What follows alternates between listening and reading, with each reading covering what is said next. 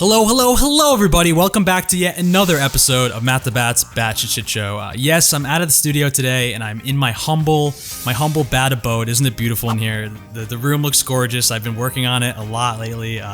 So yeah, I know. Welcome. I hope you are as warm as I am in here. It's my little home. But today, I'm going to be doing one of the most YouTube-y things I've ever done. So I figured, why not do it in my home instead of the studio? I'm going to be making a tier list. I know you've seen those on YouTube before. Cody Co does them all the time. They're awesome.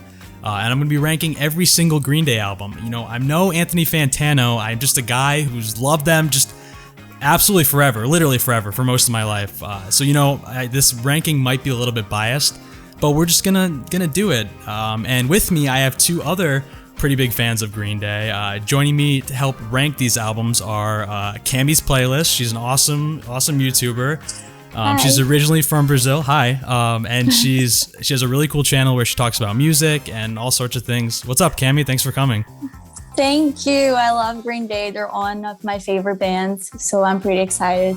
Yes, everybody check out Cami's channel after this because she's got some cool videos and some of those are about Green Day. So I think you're gonna like that. And next, we have a really good friend of mine. He's a very well-rounded dude. He's a music producer. He's a TV producer at Nickelodeon. And he's a record label executive. Everybody, please welcome Alex Tepper. Woo! Thank you. Alex, what's up, man? Oh, man. Do you realize how much of an honor it is to finally be in the Bat Cave? I don't know if you have a name for your set yet, but I will say, like, I thought about calling it the Bat Cave, and I thought that just sounds like when you have a fucking snot up your nose, and then someone's like, "Yo, you got a bat in the cave." So I kind of, I might not call it that, but I see what you would mean there.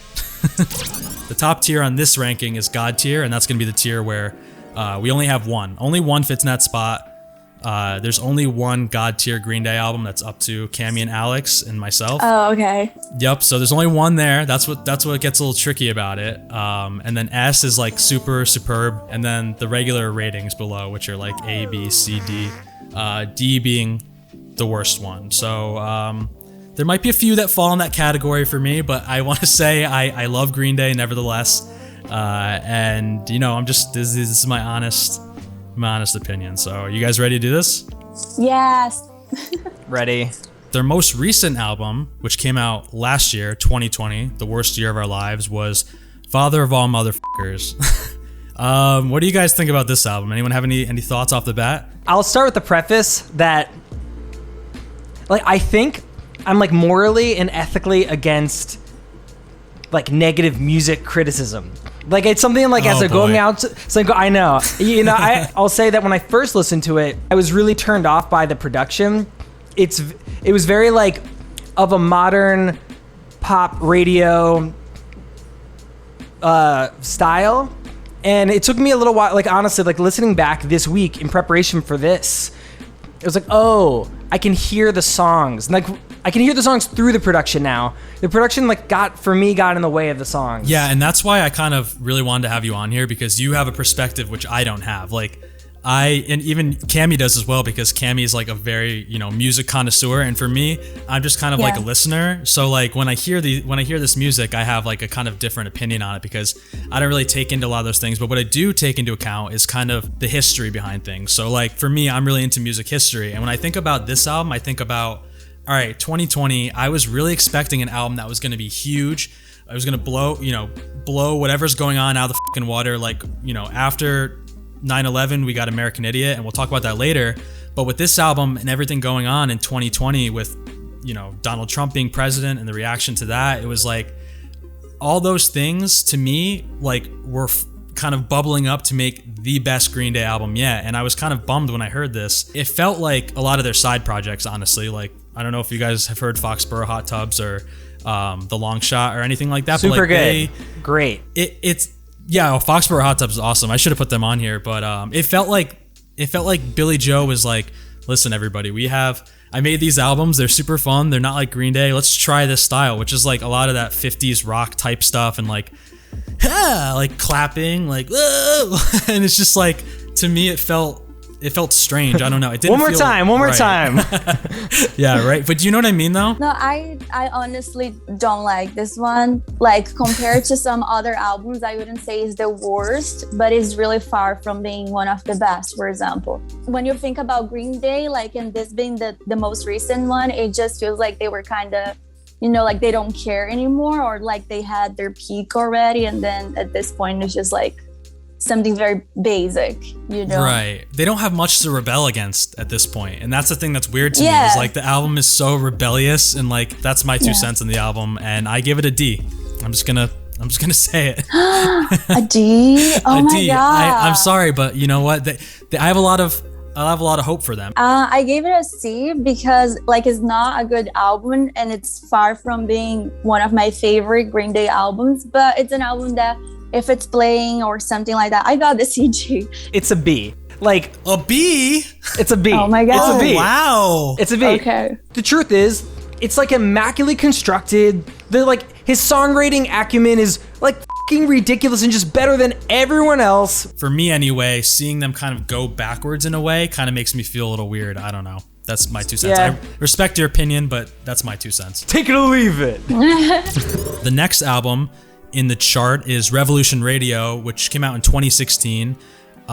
This was one album that I actually surprisingly really liked, and the thing that kind of weirded me out about this album was I thought the singles were like amazing, and I had been kind of getting out of my Green Day thing because of their albums before that, which we'll talk about the Trilogy. We'll fucking talk about that. But with Revolution Radio, I felt like it was the first time that they kind of were recognizing that they were older. They were finally coming to terms with like what was going on. And it felt like, Billy Joe wasn't wearing as much makeup on stage, which I love him wearing makeup, don't get me wrong. But it was kind of this new era for him where he was like, guys, this is me. And I'm growing up, even though he doesn't look like it because the dude doesn't fucking age, apparently. I feel the same. And this album, like it was a relief after listening to the Trilogy, how do you pronounce this? Yeah, like Trilogy. That was a relief because like after listening to that, anyway, but that's one thing. And the other thing is that like I have a really special place in my heart for this album because it was the album that I went to their show for the first time. Like I grew up listening to them, but they hardly ever played in Brazil. And the tour that I got to see was to promote this album. So even though like if I could say about quality or compare with other albums, I don't think it's one of the best. I still think it's one of my favorites because of that, you know? So I think like for me, this record is like very tied in with Billy Joe Armstrong's. I know he had a bit of like a substance issue at the time. And well, I'm sure, there's a lot to talk about within the Trilogy and how that kind of affected me as like a listener and the audience. I was just like so great. I was so happy to see him and the band like doing their thing, being themselves, being healthy. So like going into this album, like I was trying to like hearing things. Is this like a new lease on life kind of album idea? And in some ways, I think like it is. It's something like back to basics, not like theatrics, not arena rock, or less so anyway, and more just like rock band making good songs. And I feel like there was less pressure. I gave it a B. A B? I give it an A actually, which might be controversial, but I don't know why. When I listen to it again, I really enjoy it. So I'm gonna give that an A. It's a B. It's a B for me. It's nice. a B. Is everything a B for you? Is that the kicker at the end of this? Well, not everything. We're gonna get into I'll fight you over the God tier. Actually, I don't even think. No, we all got the same God tier. Let's be real. Right. It's Tre. We'll know. Yeah, I was gonna say it's Dose. No, well, yeah. Let's talk about the Trilogy. I love the concept of it, and it's like you really can't complain as a listener, being like, "Whoa, you got all these tracks from Green Day." It's like, "Whoa, what more can you want than to hear whatever 40 new tracks from your favorite band?" But at the end of the day, not too many of them really stuck with me, and I don't have like too much to say about these because I was kind of disappointed. I mean, not to be mean, but like if I hadn't listened until now, it wouldn't make a difference. Cause like it's just like I love the idea that they made 3 covers and 3 albums and everything, but like it just feels to me like if they made just one with some of the songs that they have, it Yeah, still like the wouldn't, best ones, right? yeah, it still wouldn't be a good album. So I needed to put this out. No, I think we feel the same sort of pain. Alex, what do you think? Clearly, you know, Billy Joe was having some personal struggles, and it came out in this public way, which is like that's just like for someone that you love, like you know his heart and you love his heart, and so it's upsetting to see someone clearly, you know, in pain. Like the whole like narrative for what this was gonna be, all of a sudden stopped, and they just like, okay, they're out now, and so all of a sudden we had 40 tracks to just sit with all of it all at once, which is just like really overwhelming. But two, it's like you just like didn't know how to feel or how to engage with it. Yeah, well, I think I think what we can all agree about this is that there wasn't a lot of focus, and that's what happens when your life is spiraling and you're dealing with tons of shit, and you're also like a dad at the end of the day who's got teenage kids, and you've been traveling the world for the past how many years at that point? Like it was a while, like past 20 years at least.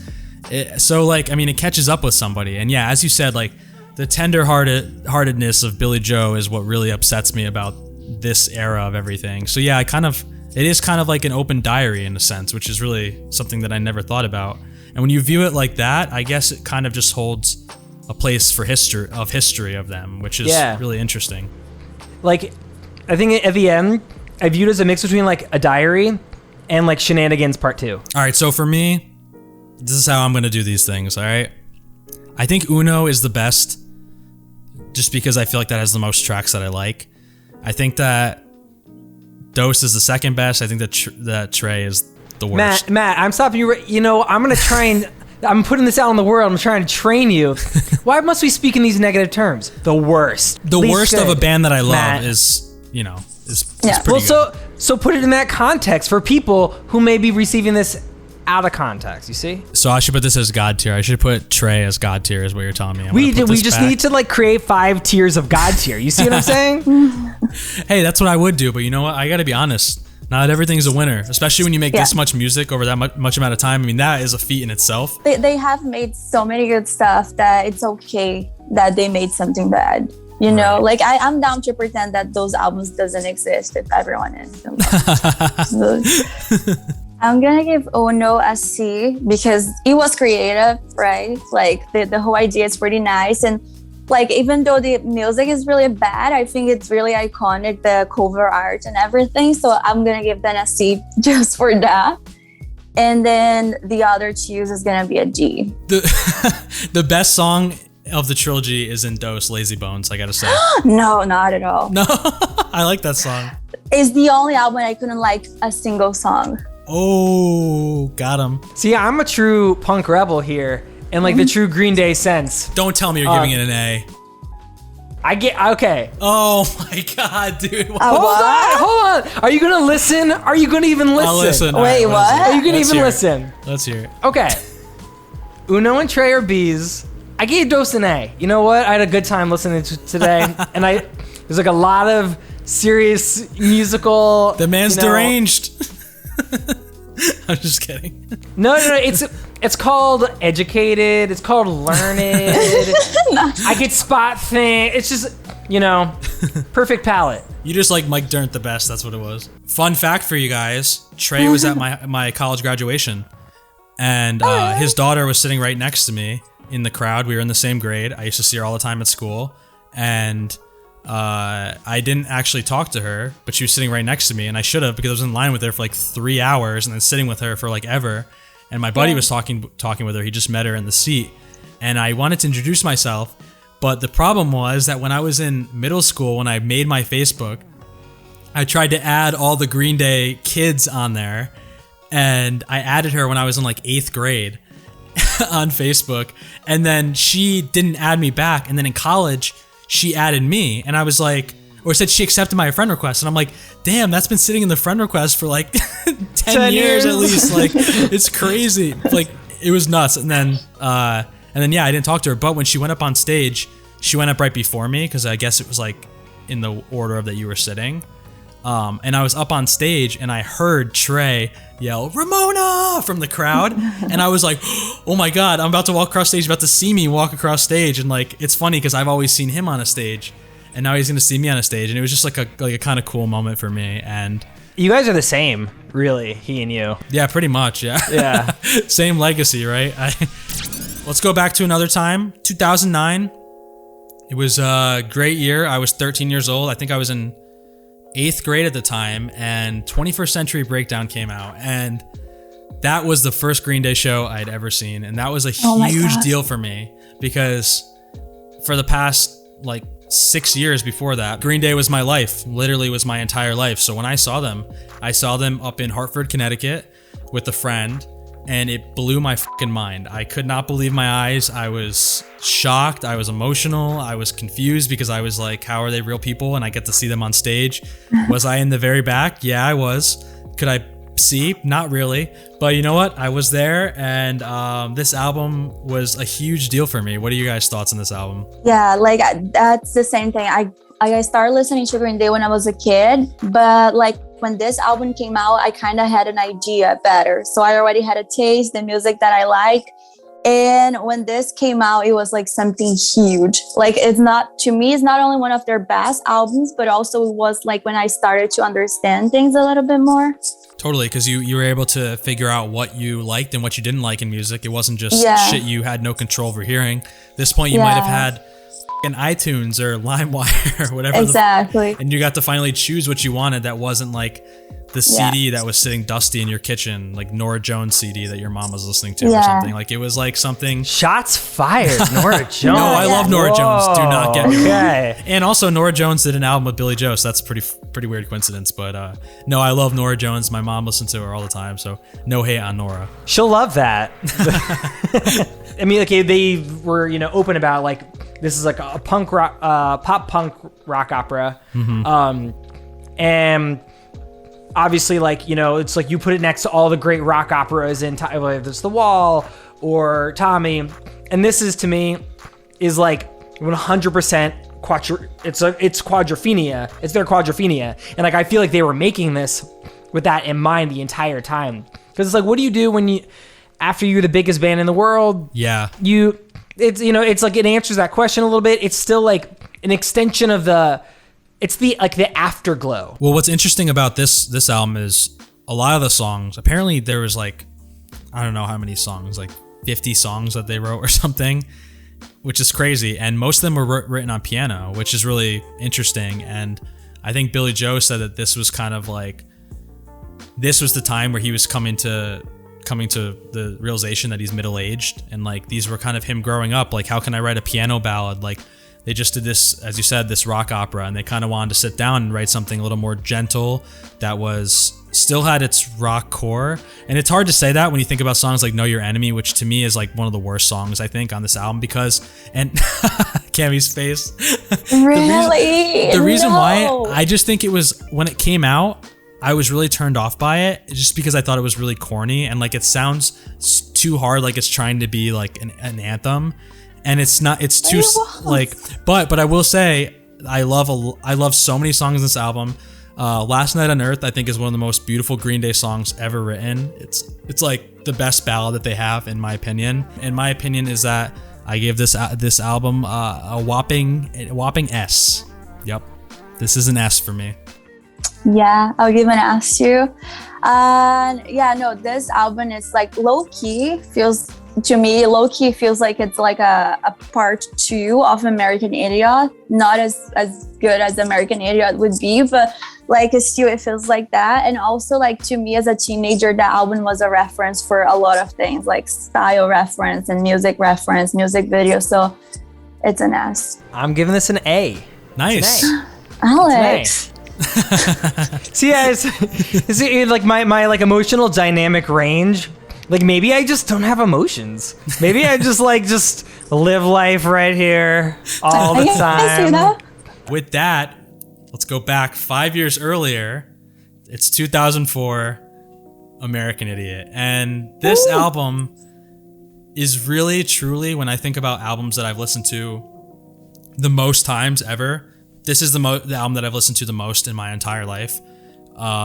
It was the second album I ever listened to by Green Day, and it was the first album that I was alive for that came out that I was like around for the release for, that I actually like liked and could like understand.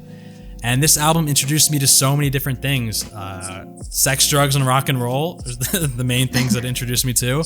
But it introduced me to storytelling. It introduced me to, as you said earlier, Cami, like the idea of fashion. Like I was painting my nails black. I was wearing black with, red ties, eyeshadow, eyeliner, all that stuff. And as like an 8-year-old, 9-year-old kid doing that, you're not cool doing that. Let's just be real. Like this is not only one of my favorite albums in life, but I think it's one of the best rock albums ever made. Like, like it starts the 2000s Green Day, and not only that, I mean, like it's kind of like a reference for the 2000s, like when it comes to rock. But it was also like the first the first song and band that I ever listened to, and it was because of Holiday. So it has like this emotional part for me, but also like I don't think anything can ever be this iconic like this album was. I always think it's funny when you think about how they were in their mid-30s writing this, because it's a really interesting perspective in comparison to their other music. Because when we heard them at their biggest, we heard them as like really like teenagers and young 20-year-olds who had, they had so much material in their own lives to write about, all the bullshit that they were going through. And now they were writing about what the world was going through. And that was really interesting. It's a really interesting thought in retrospect as an adult to think about. Like I was able to understand my own emotions towards the world, towards my country, by listening. It gave me the words to, I didn't have to, because you're not questioning it at that time. Conceptualize it myself. Right.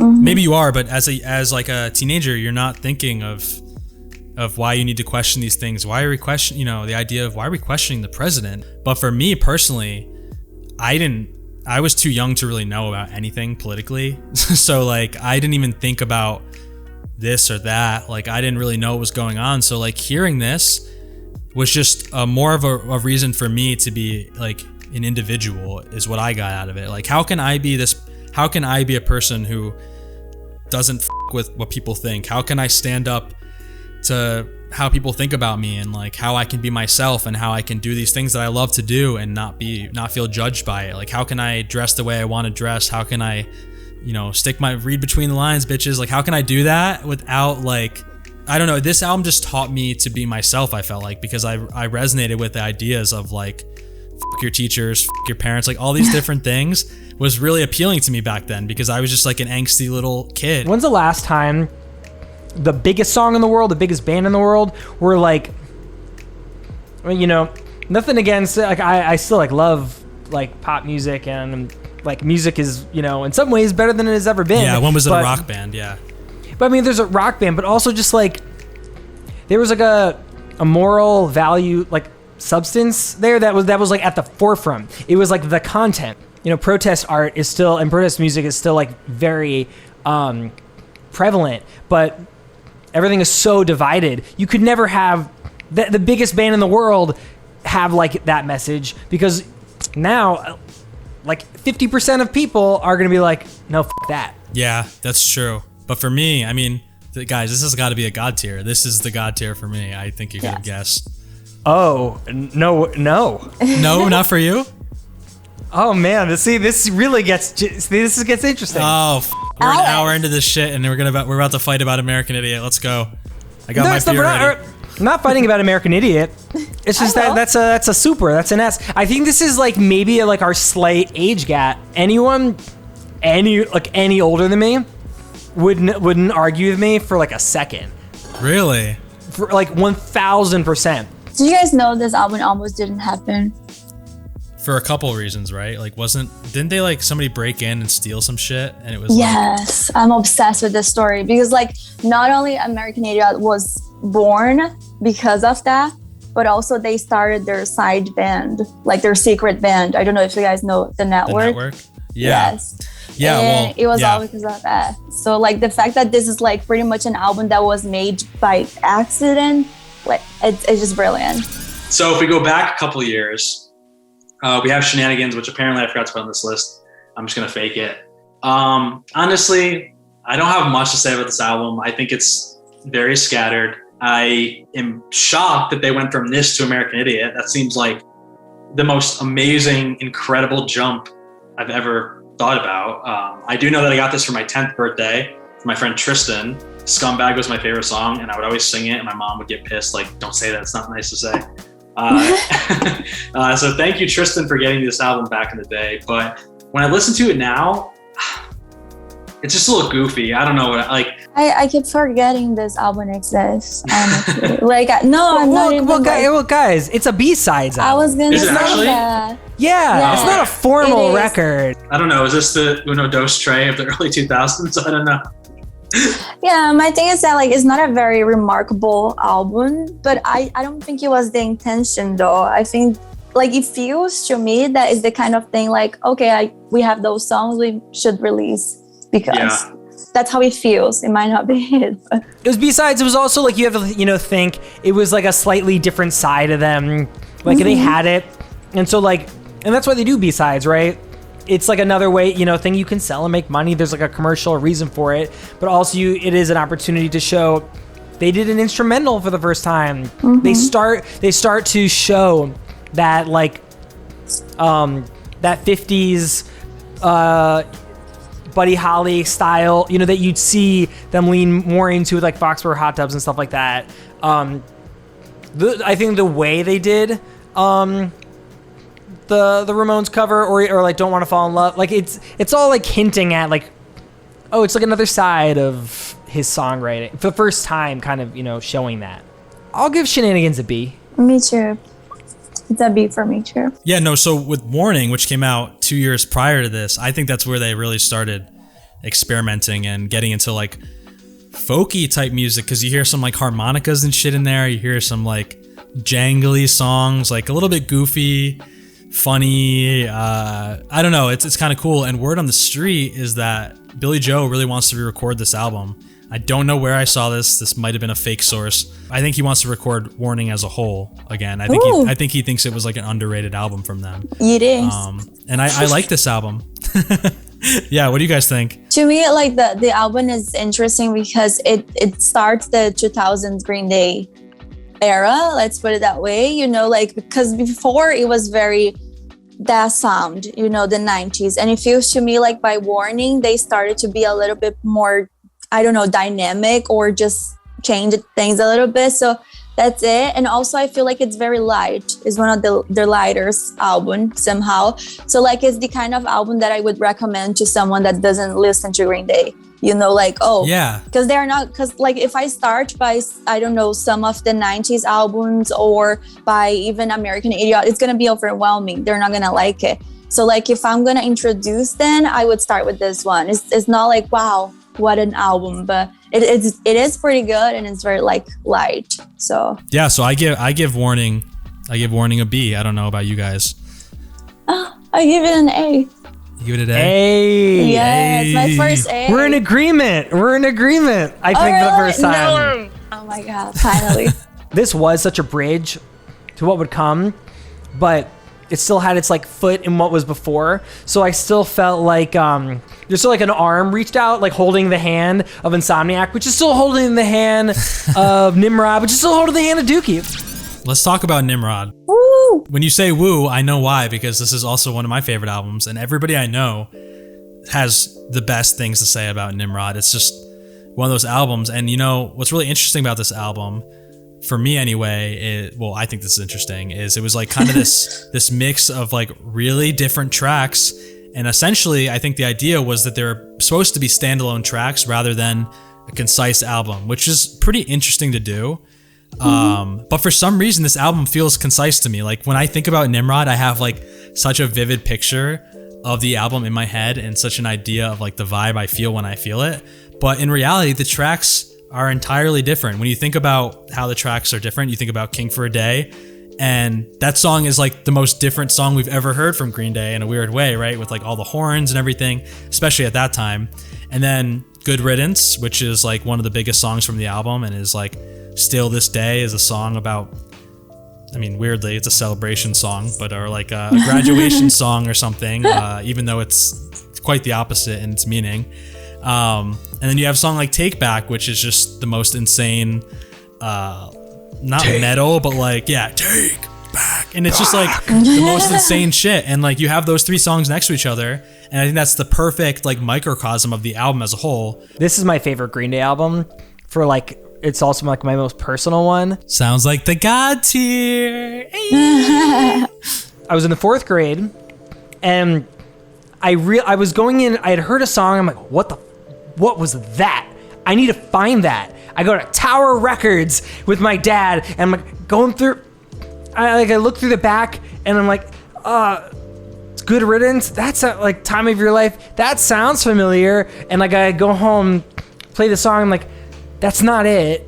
But I have this album now. I was looking for Basket Case, of course. Like, but I didn't. But so here I am with Nimrod, and I'll tell you, it for real like changed my life. It was like the first thing that I was like, oh, this is who I am. And like at a time when my peers were all like really good at sports, and where I'm from, that was like really what was important. And I didn't really know who I was yet. Like I was always who I was, but I wasn't receiving the external validation that Totally. I needed. That's so crazy because that's what happened with me with American Idiot. It's the same exact thing. Like, Same thing. Same. That's crazy. Yeah, so for me, I mean, this one's an S for me because this album's fucking amazing. Same. Oh, so now we really know who your god is. Oh my god. Yeah, that was the first time we've agreed. I actually yeah. thought we'd be more polarizing, but this is good. And the next one, which was 2 years earlier, was Insomniac. In my opinion, the most raw album. This album just screams anxiety, just frustration, fear, not knowing what to do with having money for the first time, not really knowing your identity, like panic, like all these different things. Also, like Billy Joe being a dad for the first time, which happened around this time. I don't know if this album, I'm sure they wrote this album before that happened. Is that what he's referring to by I'm having trouble trying to sleep? Yeah, honestly, probably, right? I'm counting sheep? Holy did we just figure it out? What? That's crazy. But yeah, no, I mean, imagine being like a young dad on tour and you have a kid and you're trying to balance all these things in your life. And I believe that's what was going on during this album. And I think this tour was probably really stressful. And one thing Joey Armstrong talks about in interviews is how this is his favorite album because he remembers like as a baby hearing this album, like when he was a kid. I don't know. It seems kind of like a badass move in my opinion that they put this album out like after Dookie, which was such a massive success. And they put this album out, which is much more raw and is much more chaotic and aggressive than Dookie was. I mean, that's a good point of view. I didn't like think about any of that. Like to me, like I take my taste very in consideration, and I can see it's a good album. You know, that's pretty obvious, but it just doesn't click for me. Alex, you probably love it, right? Oh, so good. It's incredible. Matt, I totally agree. It is like the sludgiest, the roughest, the snottiest, I love that it pushes, you know, but also at the same time, like the hooks. It is like pop confection. It's incredible. Yeah, and actually what's cool about this album is Mike Dirnt had a big writing credit on Panic Song, and that song was about his panic attacks. And I was a young kid who was having really bad anxiety and panic attacks, and I remember reading about that when I was like 12 or something, and I was like, oh, this is kind of normal. I guess this guy I look up to has it. So that was kind of a cool thing to read about and see. So I don't know. For this album, I'm gonna give it an A. I'm not gonna give it an S, but I'm gonna give it an A. How about you guys? I mean, I don't Cammy's afraid. She's like, Alex is gonna kill me. No, because I wouldn't be. You know, I would hate myself if I gave it like something lower than an A, because it is a really good album, but it just my personal taste would say B. No, I'm gonna give it an A. It's an S. It's an S. Okay. S, clear S. Also, clear parallel between American Idiot, 21st Century Breakdown, and Dookie Insomniac. How so? They're both reactions to what was before. They're both continuations of that same idea. with like a slight, a slight tweak because it's reacting to like the massive worldwide success. And with that being said, that worldwide success was Dookie in 1994. And this was the first album that I ever heard from Green Day. My Uncle Jimmy had it. Good old Uncle Jimmy. He had it on one of those like CD towers. Saint Jimmy? Saint Jimmy, Some one may might say say? Saint Jimmy. He is my godfather, if that helps. And I'm not my Christian, middle but namesake. I think that is correct. Exactly. And so he gave me that album, and I remember him giving it to me, and I was young. Like I was like definitely too young to listen to it. And the album came out before I was born, so that's the craziest part. And I remember like looking at it and being like, this album's old, like it's like a little CD. It's obviously like very kid friendly and funny when you see it on it because it's got like the pile of shit and it has like the monkey and like the explosion. And as a kid, you're like, oh, this is kind of appealing. And he played me Basket Case. And I remember that just being like the thing that shook the world for me, because all the music I had heard was like The Who, was like the Rolling Stones, all the bands that my dad had listened to, like a lot of 70s bands. And hearing this was like the first time I heard something that was like, I had been into the Ramones, because this, right before that, I think he had given me a Ramones CD. I think he gave me Ramones Mania, and then I listened to that to hell and back, and then he transitioned me into Green Day. And when I got to Green Day, that was Dookie. And that album to me was so important to me and encapsulated so much about what it felt to be a teenager, especially even though I wasn't a teenager yet. As I got to teenage years, that album just rang so true with me. Greatest Teenage Wasteland album of all time. This is God tier. God tier. 1000% iconic moment in time, moment in every changed music. It is the creation of pop punk, and like the idea of like punk rock, which all of a sudden had become institutionalized in a way that like the idea of changing something to the sacrilege of punk music that pissed off all the punctuists is actually like the most punk rock thing you could do. Yeah. A lot of people were upset with them with this album, I think, because punk had not been mainstream, really. I mean, I think it was. And the idea of the revival of punk was mainstream because a lot of the bands that emerged out of like the East Bay scene were really inspired by British people and their successes. But in America, I don't believe at the time we had anything that was as huge as Dookie was when it came out. Like that made them a massive success in terms of like record sales, touring, all this stuff. And I think that a lot of people didn't know what to do with that information because a lot of punk music was about not selling out, was about not F the man, we're not taking corporate money, like all these things, we're not going to sign to a record label. But for me, I fucking love this album. It's an S for me. S too, me too. In the streaming era, like the fact that like All By Myself is just like right there, and it's like track listed and it's not at like the end of FOD. Oh, that's weird actually, because it was a hidden track, right? It was at the end of FOD at the very end. Yeah, and then, it was wow. like it was just like it's just a marker of a different time. That's so true. And I remember hearing that as a kid and thinking like, didn't really understand what it was about. And as an adult, it's about masturbation, and I know that. And a lot of the album is like half the record. Yeah. A lot of the album's about masturbation. Billy Joe is a horny guy. That's what I've learned. And next is Kerplunk, and this is where we get into like the real old Green Day, right? Like, did you guys ever have the physical CD of Kerplunk? I haven't. Do you have it? Yes. In the album, if you open it up, there's a story inside the booklet. And have you guys heard of the story, or do you remember the story? I don't remember it. So I remember reading this as a kid and thinking it was super strange. Oh my god, that's the first thing I'm gonna do when we turn it off. You gotta check it out. So what it is? I didn't know that. Oh yeah, it's amazing. It's crazy. So what it is? It's a story, and it's a handwritten like letter to Green Day. And this is all based on my memory of a kid. I have not looked this up. I do not know if this was like just like one album that I had, or if maybe it was a fucking weird copy I had. But it was like a letter pretty much to Green Day telling a story about how, I believe it was a girl, someone's gonna tell me in the comments it was a guy, but this young girl really wanted to see Green Day, and her parents wouldn't let her. So naturally, she kills her parents.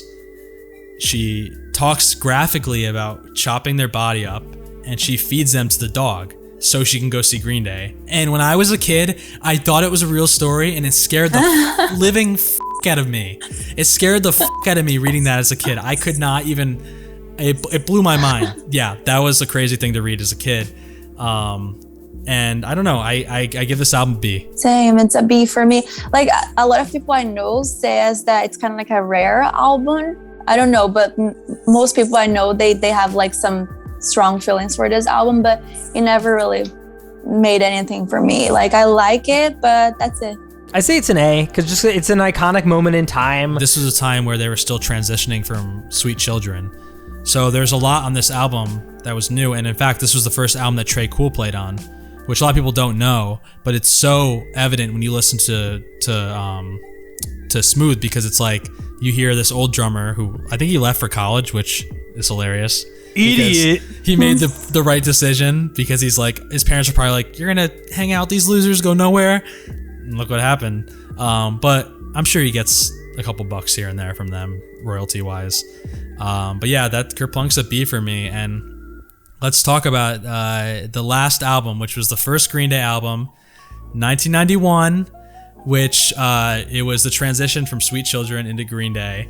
And it was a combination of 2 EPs, I believe, which was 1,000 Hours and 39 Smooth. So they made 1039 Smooth Out Slappy Hours. And it was kind of a combination of all these songs.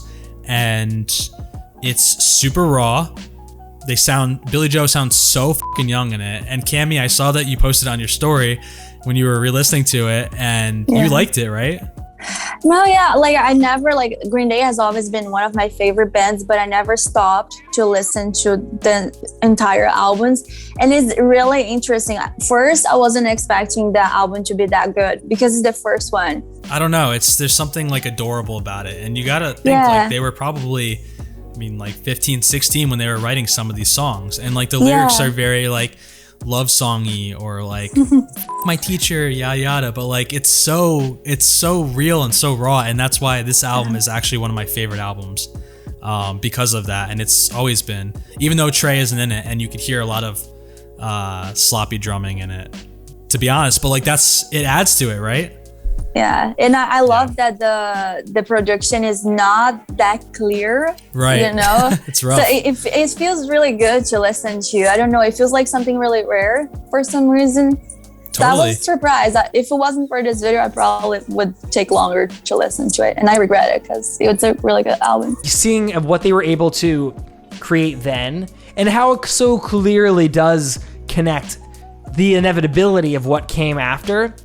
That's why I still place it in like this iconic territory. Like kids that age aren't supposed to be that good. You know, when I was looking through this before, I was gonna rate this an A, but when I talk about it, this album seems like an S to me, because when you think about it for exactly what it is, and when you think about it for exactly what it represents about Green Day and the start of this era that just stretches out so far, I hold so much respect for this album. Like I can't even describe to you. Songs like Paper Lanterns and like At the Library, those songs to me growing up meant the world to me, and it always felt like a little secret. Like even people I knew in middle school, like they loved American Idiot, but did they know like this album? So this album was always like on the shelf for me as like one of my favorite albums. So I'm gonna give this an S because I think it deserves it. How about you guys?